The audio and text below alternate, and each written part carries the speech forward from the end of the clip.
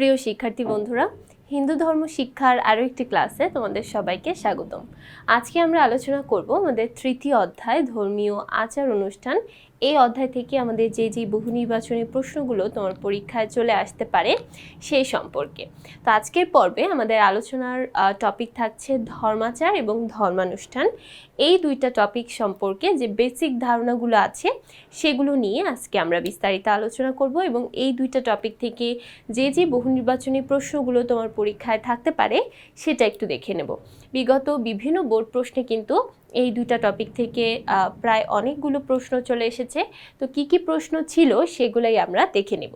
তো আজকের পর্বে আমরা প্রথমে যে প্রশ্নটা দেখতে পাচ্ছি, এখানে বলা হয়েছে যার মাধ্যমে সমাজ ও পারিবারিক, প্রথমে 1 নম্বর প্রশ্ন দেখতে পাচ্ছি যার মাধ্যমে সমাজ ও পারিবারিক জীবনের বন্ধন আরও সুদৃঢ় হয়। সমাজ এবং পারিবারিক জীবন, অর্থাৎ আমাদের সমাজের সাথে আমাদের পারিবারিক যে জীবন বা আমাদের পরিবার, এই দুইটার মধ্যে একটা সমন্বয় বা একটা সম্পর্ক তৈরি হয়। কিভাবে এই সম্পর্কটা তৈরি হয়? যখন আমরা বিভিন্ন ধরনের ধর্মাচারগুলো পালন করি, যেমন বর্ষবরণ, গৃহপ্রবেশ, তারপর নবান্ন, এই ধরনের ধর্মাচারগুলো যখন আমরা পালন করি তখন আমাদের সমাজের প্রত্যেকটা মানুষ প্লাস আমাদের পরিবার প্রত্যেকটার সাথে আমরা সংযুক্ত থাকি এবং সংযুক্তের মাধ্যমেই আমাদের বন্ধন বলো বা আমাদের সম্পর্ক বলো আরও অনেক বেশি সুন্দর হয়। তারপর 2 নম্বর প্রশ্নে বলছে নিচের কোনটি ধর্মাচার? নিচের কোনটি ধর্মাচার? দেখো, ধর্মাচার এই যে এখানে যে অপশনগুলো আছে এই অপশনগুলোর মধ্যে কোনটা ধর্মাচার এবং কোনটা ধর্মানুষ্ঠান, এটা কিন্তু খুবই গুরুত্বপূর্ণ একটা প্রশ্ন। দেখো, ধর্মাচারের সংখ্যাই আমাদের পাঠ্য বইয়ের মধ্যে বেশি ধর্মানুষ্ঠানের চেয়ে। ধর্মানুষ্ঠান আছে কয়টা? আছে 2টা বা 3টা। যেমন প্রথমে আছে দোলযাত্রা, তারপর আছে রথযাত্রা। তাহলে দেখো, ধর্মাচারের সংখ্যাই বেশি। এই দোলযাত্রা, রথযাত্রা এবং নামযজ্ঞ, এই 3টা ধর্মানুষ্ঠান আমাদের পাঠ্য বইয়ের মধ্যে আছে। তাহলে এই 3টা বাদ দিয়ে যা থাকবে সবগুলোই তাহলে ধর্মাচার। এভাবেই কিন্তু আমরা খুব সহজে মনে রাখতে পারি। আমাদের পাঠ্য বইয়ে ধর্মানুষ্ঠান আছে 3টা, দোলযাত্রা, তারপর আছে রথযাত্রা এবং নামযজ্ঞ। তাহলে এই 3টাকে যদি আমরা বাদ দিয়ে দিই তাহলে বাকি যতগুলো বিষয়ের কথা বা যতগুলো অনুষ্ঠানের কথা আমাদের পাঠ্য বইয়ে লেখা আছে প্রত্যেকটাই হচ্ছে ধর্মাচার। তাহলে দেখো, এই যে এই 3টা যদি আমরা বাদ দিয়ে দিই তাহলে আমাদের থাকছে কি? বর্ষবরণ। তাহলে বর্ষবরণ, রাখি বন্ধন, ভ্রাতৃদ্বিতীয়া, তারপর আছে গৃহপ্রবেশ, এরপরে আছে কি? এরপরে আছে নবান্ন। এই প্রত্যেকটাই ধর্মাচার। তাহলে এখানে অ্যান্সার হবে 3 নম্বর প্রশ্ন, ধর্মানুষ্ঠান বলতে যা বোঝায়। ধর্মানুষ্ঠান বলতে আমরা নর্মালি কি বুঝে থাকি? ধর্মানুষ্ঠান বলতে আমরা নর্মালি বুঝে থাকি বিভিন্ন ধরনের পূজা পার্বণ, যে অনুষ্ঠানগুলো আমাদের বিভিন্ন ধরনের পূজা পার্বণকে নির্দেশ করে, মূলত সেটাকে আমরা বলে থাকি ধর্মানুষ্ঠান। এটা অবশ্যই একটা অনুষ্ঠান। আর ধর্মাচার বলতে আমরা বিভিন্ন ধরনের আচার আচরণকে বুঝে থাকি। তাহলে ধর্মানুষ্ঠান হচ্ছে পুরোপুরি একটা ধর্মীয় অনুষ্ঠান, আর ধর্মাচার হচ্ছে আমাদের ধর্মীয় বিভিন্ন ধরনের আচার আচরণ, যেটাকে আমরা রিচুয়ালস বলে থাকি। সেই রিচুয়ালসগুলোকে আমরা সাধারণত ধর্মাচার বলি। তাহলে ধর্মানুষ্ঠান বলতে আমরা সাধারণত পূজা পার্বণকে বুঝে থাকি। এরপর দেখো 4 নম্বর বলছে ধর্মাচার ব্যতীত কি হয় না? ধর্মাচার ব্যতীত ধর্মানুষ্ঠান হয় না। ধর্মানুষ্ঠানের ছোট ছোট পার্টি হচ্ছে ধর্মাচার। যেমন মনে করো দোলযাত্রা। দোলযাত্রার মধ্যে আমরা কি করে থাকি? আমরা আবির দিয়ে সাধারণত সবাইকে রাঙাই বা আবির সবাইকে লাগাই। তাহলে দেখো, এই যে ছোট ছোট কাজগুলো, যে কাজগুলো আমাদের ধর্মানুষ্ঠানের মধ্যে করতে হয়, সেই প্রত্যেকটাকে আমরা ধর্মাচার বলতে পারি। তাহলে ধর্মাচার ছাড়া ধর্মানুষ্ঠান করা পসিবল হয় না। 5 নং প্রশ্ন, ধর্মানুষ্ঠান করতে গেলে যা প্রয়োজন। দেখো, এই প্রশ্ন আর এই প্রশ্ন কিন্তু প্রায় সিমিলার, তবে প্যাটার্নটা একটু আলাদা। তবে মিনিং দেখো, মিনিং কিন্তু দুইটা সেম। এখানেও বলছে যে কোনটা ছাড়া ধর্মানুষ্ঠান হবে না বা ধর্মাচার ব্যতীত কোনটা হয় না। আবার দেখো, এখানেও বলছে যে ধর্মানুষ্ঠান করতে গেলে কোনটা প্রয়োজন। দুইটা কিন্তু একই কথাই আমাদেরকে বোঝানোর চেষ্টা করছে। তাহলে দেখো, ধর্মানুষ্ঠান করতে গেলে অবশ্যই আমাদের ধর্মাচার দরকার পড়বে এবং ধর্মাচারের মাধ্যমেই আমরা সাধারণত ধর্মানুষ্ঠানগুলো পালন করে থাকি। 6 নম্বর প্রশ্ন, ধর্মানুষ্ঠান বলতে বোঝায় ধর্মানুষ্ঠান বলতে আমরা সাধারণত বিভিন্ন ধরনের পূজা অর্চনা, ধর্মীয় বিভিন্ন অনুষ্ঠানকে বুঝে থাকি। তাহলে এখানে যে অপশনগুলো আছে দেখো, প্রথমে বলছে পিতৃপুরুষের উদ্দেশ্যে তর্পণ করা। দেখো, ধর্মানুষ্ঠান বলতে কিন্তু শুধুমাত্র পিতৃপুরুষের উদ্দেশ্যে তর্পণ করাকে আমরা বুঝে থাকি না, আরও অনেক কিছু কিন্তু আমাদের ধর্মানুষ্ঠানের মধ্যে অন্তর্ভুক্ত আছে। তাহলে কি কি অন্তর্ভুক্ত আছে? ঈশ্বর দেবদেবীর প্রশংসামূলক অনুষ্ঠান, এবং প্রশংসামূলক অনুষ্ঠানগুলোকেই আমরা সাধারণত পূজা অর্চনা বলে থাকি। তাহলে ঈশ্বর দেবদেবীর প্রশংসামূলক অনুষ্ঠান, এটাকে আমরা বলে থাকি ধর্মানুষ্ঠান।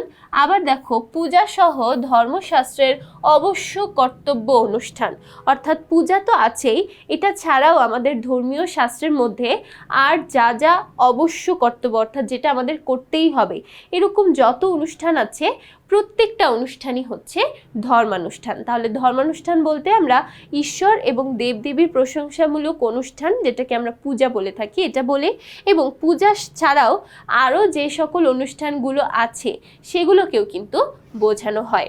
পিতৃপুরুষের উদ্দেশ্যে তর্পণ করা, শুধুমাত্র এটাকেই আমরা ধর্মানুষ্ঠান বলতে পারি না। তাহলে এখানে অ্যান্সার হবে 3। 7 নং প্রশ্ন, কোন ধর্মানুষ্ঠানের মাধ্যমে মানুষ ঈশ্বরের কাছাকাছি আসতে পারে? কোন ধর্মানুষ্ঠানের মাধ্যমে মানুষ ঈশ্বরের কাছাকাছি আসতে পারে? দেখো, রথযাত্রার মাধ্যমে, রথযাত্রার মাধ্যমে ঈশ্বরের কাছাকাছি আসতে পারে। তাহলে দেখো, কিভাবে রথযাত্রার মাধ্যমে ঈশ্বরের কাছাকাছি আসা যায়?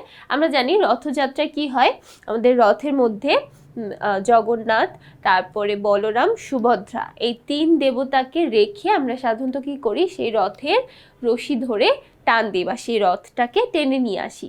তাহলে দেখো, এখানে একটা স্পর্শের ব্যাপার আছে, এবং এই স্পর্শের মাধ্যমে কিন্তু আমরা ঈশ্বরের কাছাকাছি চলে আসতে পারি। তাই বলা হয়েছে যে রথযাত্রার মাধ্যমে আমরা ঈশ্বরের কাছাকাছি আসতে পারি।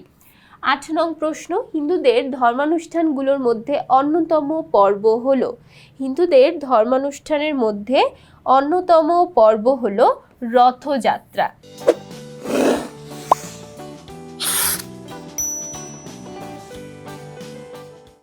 এই যে যতগুলো ধর্মানুষ্ঠান, ধর্মাচার আমরা পালন করি, তার মধ্যে অন্যতম, অর্থাৎ সবার মধ্যে খুব সেরা বা সবার মধ্যে একটা বিশেষ অনুষ্ঠান আমরা বলতে পারি রথযাত্রাকে। তারপর দেখো, পরবর্তী প্রশ্নে চলে যাই। পরবর্তীতে একটা উদ্দীপক দেওয়া আছে, আমরা প্রথমে উদ্দীপকটা দেখে নেই। এখানে বলা হচ্ছে, মুষলধারে বৃষ্টির মধ্যে শত শত ভক্ত চাকাযুক্ত একটি যান টেনে নিয়ে যাচ্ছেন এবং আনন্দ উৎসব করছেন। অন্যদিকে এই অনুষ্ঠান উপলক্ষে মন্দিরে কয়েক প্রহর ব্যাপী নাম কীর্তন অনুষ্ঠিত হয়। তাহলে দেখো, প্রথমে আমরা এটা দেখে বুঝতে পারছি যে এটা রথযাত্রার কথা বলা হয়েছে, আর পরবর্তী বলছে প্রহরব্যাপী নাম কীর্তন। তাহলে প্রহরব্যাপী নাম কীর্তনকে আমরা সাধারণত নামযজ্ঞ বলে থাকি। তাহলে দেখো, যা মানুষের মধ্যে সামাজিক বন্ধন সুদৃঢ় করে। তাহলে দেখো, প্রথমে বলছে ভক্তগণ কোন অনুষ্ঠানে অংশগ্রহণ করেছেন। দেখো, প্রথমে যদি আমরা বলতে চাই, প্রথমত অংশগ্রহণ করেছে রথযাত্রা, এবং তারপরে সেই রথযাত্রাকে কেন্দ্র করে নামযজ্ঞ অনুষ্ঠিত হয়েছে। তাহলে প্রথমত যেহেতু রথযাত্রা, তাহলে প্রথম অ্যান্সারটা হবে রথযাত্রা। এরপর দেখো, পরবর্তীতে চলে যাই। 10 নম্বর প্রশ্ন, মন্দিরে অনুষ্ঠিত ধর্মানুষ্ঠানের সামাজিক তাৎপর্য। দেখো, মন্দিরে কি কি অনুষ্ঠিত হয়েছে? রথযাত্রা অনুষ্ঠিত হয়েছে এবং আমাদের নামযজ্ঞ অনুষ্ঠিত হয়েছে। তাহলে এই দুইটা অনুষ্ঠানের সামাজিক তাৎপর্য, তাৎপর্য বলতে সাধারণত আমরা বুঝে থাকি এর অর্থ কি বা এটার পেছনে উদ্দেশ্যটা কি, এটাই হচ্ছে তাৎপর্য। তাহলে সামাজিক তাৎপর্যটা কি? জাতিভেদ ও বর্ণভেদ দূরীভূত হয়, ভক্তগণ অন্তরে আনন্দ অনুভব করে, মনের প্রসারতা বাড়ে। জাতিভেদ বর্ণভেদ দূর হয় কিভাবে? কারণ একটা মন্দিরেই যখন প্রত্যেকটা ধর্মের, প্রত্যেকটা বর্ণের, প্রত্যেকটা জাতির মানুষ যখন একত্রিত হয়, এর মাধ্যমেই কিন্তু দেখো জাতিভেদ এবং বর্ণভেদ এটা দূরীভূত হয়ে যায়। আমরা কিন্তু একই মন্দিরে দেখো প্রত্যেকটা জাতের, প্রত্যেকটা বর্ণের মানুষ চলে আসে এবং সকলের উদ্দেশ্য হচ্ছে প্রার্থনা করা, ধর্মের জ্ঞান করা বা ধর্ম পালন করা। তাহলে এই জাতিভেদ বা ধর্ম বর্ণভেদটা দূরীভূত হয়ে যায়। ভক্তগণ অন্তরে আনন্দ অনুভব করে। যখন আমরা ধর্ম পালন করি, দেখবে ধর্ম পালনে তুমি যে কোনো একটা কাজ করো, প্রত্যেকটা ধর্ম পালনের কাজের মাধ্যমেই আমরা আমাদের মনে প্রশান্তি অনুভব করতে পারি বা আনন্দ অনুভব করতে পারি। ঠিক আছে, তাহলে ভক্তগণ অন্তরে আনন্দ অনুভব করতে পারে। তারপরে বলছে মনের প্রসারতা বাড়ে। মনের প্রসারতা কিভাবে বাড়ে? আমরা যখন সকলে মিলে একত্রে একটা অনুষ্ঠানে অংশগ্রহণ করি, দেখো আমাদের মধ্যে যে ভেদাভেদ বা আমাদের মধ্যে যে সংকীর্ণ মনোভাব, সেটা কিন্তু আস্তে আস্তে দূর হয়ে যায় এবং আমরা প্রত্যেকের সাথে মেশার, প্রত্যেকের সাথে কথা বলার যে বিষয়টা, সেটা আয়ত্ত করতে পারি। তাহলে দেখো প্রত্যেকটাই কিন্তু হচ্ছে, তাই না? তাহলে অ্যান্সার হবে প্রত্যেকটাই। জাতিভেদ বর্ণভেদ দূরীভূত হয়, ভক্তগণ অন্তরে আনন্দ অনুভব করে, মনে প্রসারতা বাড়ে। এরপর চলে যাচ্ছি 11 নং প্রশ্ন, ধর্মানুষ্ঠান। নিচের কোনটি ধর্মানুষ্ঠান? তাহলে দেখো ধর্মানুষ্ঠান আমি কি বলেছিলাম, 3টা, আমাদের পাঠ্য বইয়ের মধ্যে 3টা আছে, তাহলে প্রশ্নের মধ্যে আসলেও কিন্তু সেই 3টা থেকেই দেওয়া হবে। তাহলে দেখো প্রথমে ছিল দোলযাত্রা, তারপর রথযাত্রা এবং তারপরে ছিল নামযজ্ঞ। তাহলে এই 3টা হচ্ছে আমাদের ধর্মানুষ্ঠান। এখন প্রশ্ন আসলে যদি বলা হয় কোনটি ধর্মানুষ্ঠান, তাহলে আমরা 3টা নাম থেকে খুঁজবো, আর যদি বলা হয় কোনটি ধর্মাচার, তাহলে আমরা এই 3টাকে বাদ দিয়ে যা আছে সেগুলো দেখব। ওকে, তাহলে দেখো এখানে যেহেতু বলা হয়েছে ধর্মানুষ্ঠান কোনটি, আমরা তো জানি 3টা নাম, তাহলে এখানে দেখো অলরেডি দেওয়াই আছে দোলযাত্রা। তাহলে দোলযাত্রা এটা আমাদের একটা ধর্মানুষ্ঠান। এরপর আমরা আরও একটা উদ্দীপক দেখে নিই। অজন্তা ও সীমা 2 বান্ধবী। সীমা অজন্তাকে বলে, আমাদের কি প্রতি মাসেই উৎসব লেগে থাকে? অজন্তা বলে, তুমি জানো না হিন্দুদের 12 মাসে 13 পার্বণ। দেখো এটা কিন্তু খুবই প্রচলিত একটা কথা আমাদের জন্য, 12 মাসে 13 পার্বণ। এরপর দেখো 12 নম্বর প্রশ্নে বলছে, হিন্দুদের 12 মাসে 13 পার্বণ কিসের ইঙ্গিত দেয়? হিন্দুদের 12 মাসে 13 পার্বণ এটা কিসের ইঙ্গিত দেয়? বিভিন্ন ধর্মাচার ধর্মানুষ্ঠানের ইঙ্গিত দেয়। কারণ দেখা যায় ম্যাক্সিমাম ক্ষেত্রে প্রত্যেক মাসেই আমাদের একটা দুইটা কিছু না কিছু ধর্মাচার ধর্মানুষ্ঠান লেগেই থাকে। আমরা সবসময় বা প্রত্যেক মাসেই কিছু না কিছু উদযাপন করে থাকি। তো যেহেতু আমরা প্রায় অনেকগুলো ধর্মাচার ধর্মানুষ্ঠান উদযাপন করে থাকি, এই জন্যই কিন্তু আমাদের বলা হয় যে 12 মাসে 13 পার্বণ। কারণ কোনো মাসে দেখা যায় একটা মাসেই 2টা বা 3টা করে আমরা উদযাপন করি। যেমন দেখো কার্তিক মাসের কথাই বলো বা আশ্বিন মাসের কথা বলো, আশ্বিন মাসে একসাথে আমরা দুর্গা পূজা, তারপর আবার কি উদযাপন করি? লক্ষ্মী পূজা। তারপর আবার দেখো কার্তিক মাসে আবার আমরা ভাইফোঁটা, তারপর হচ্ছে দীপাবলি, এই প্রত্যেকটা একসাথে উদযাপন করি। তাহলে এই জন্যই কিন্তু সাধারণত বলা হয় 12 মাসে 13 পার্বণ। তাহলে এটা কিসের ইঙ্গিত দেয়? এটা ইঙ্গিত করে যে আমাদের অনেকগুলো ধর্মাচার এবং ধর্মানুষ্ঠান আছে যেগুলো আমরা সাধারণত পালন করে থাকি। 13 নং প্রশ্ন, এখানে বলা হচ্ছে অনুচ্ছেদে উল্লেখিত বিষয়ের অন্তর্ভুক্ত হলো। অনুচ্ছেদে উল্লেখিত বিষয়ের অন্তর্ভুক্ত হলো, অর্থাৎ এই যে অনুচ্ছেদে যে বিষয়গুলো অন্তর্ভুক্ত হয়েছে, এখানে মূলত আমরা যে বিষয়গুলো দেখি সেটা হচ্ছে ধর্মাচার ধর্মানুষ্ঠান। অর্থাৎ যেহেতু বলা হয়েছে 12 মাসে 13 পার্বণ, তার মানে প্রত্যেকটা ধর্মাচার প্রত্যেকটা ধর্মানুষ্ঠানের কথাই কিন্তু এখানে বলা হচ্ছে।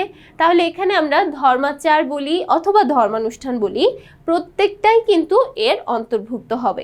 তাহলে রথযাত্রা এটা হচ্ছে আমাদের জন্য একটা ধর্মানুষ্ঠান, তাহলে এটা একটা ধর্মানুষ্ঠান, অবশ্যই এটার অন্তর্ভুক্ত হবে।